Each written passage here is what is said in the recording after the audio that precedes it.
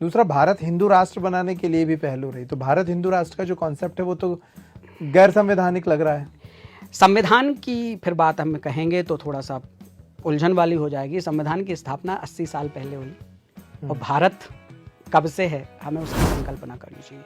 हम जिस भारत के रहवासी हैं, हमारा जो डीएनए जहाँ से चला है, हमें उसी लहर को, उसी कोर बिंदु को पकड़ने की जरूरत है और वो कोर बिंदु सनातन का है, सनातन हिंदू राष्ट्र। हिंदू तो आप इसको बातों की चाशनी में घुमा रहे हैं, लेकिन साफ बात तो आप ये कह रहे हैं संविधान में बदलाव होना चाहिए।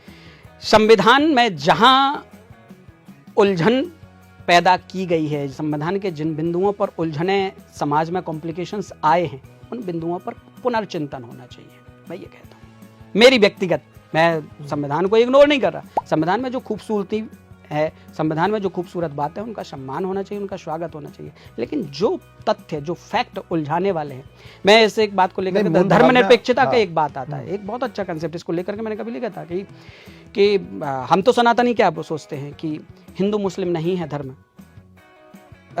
राजनीतिक खिलौने हैं। धर्म की बात, जो धर्मनिरपेक्ष जो बनते, उनके मकसद घिनौने हैं।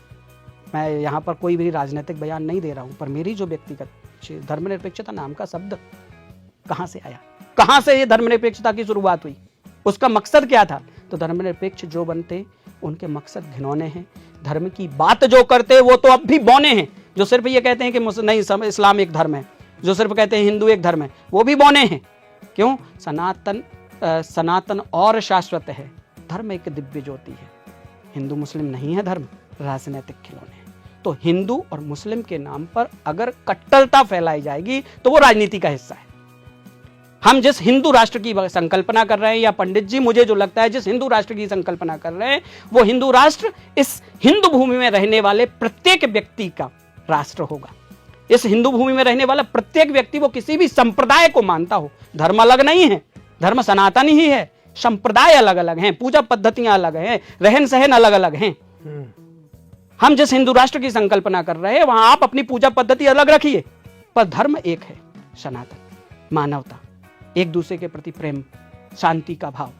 तो हम उस हिंदू राष्ट्र की संकल्पना कर रहे हैं जो आर्यावर्त में हुआ करता था, जो दूर दूर तक फैला हुआ था, जो इस्लाम के नाम पर विभाजन हुआ, हिंदू मुस्लिम के नाम पर विभाजन हुआ। जब विभाजन हो रहा था, विभाजन के पीछे के कारण कौन थे? खोजना पड़ेगा देश को, समझना पड़ेगा देश को। तो ये बहुत बड़ा चिंतन का विषय है, जिस पर पंडित जी, आज खुशी की बात, बहुत बहुत बधाई पंडित जी को, बहुत बधाई कि उन्होंने इस बात को इतने मुखरित होकर के सामने रखा। भारत हिंदू राष्ट्र था, भारत हिंदू राष्ट्र है, भारत हिंदू राष्ट्र रहेगा, मैं ये कहता हूं।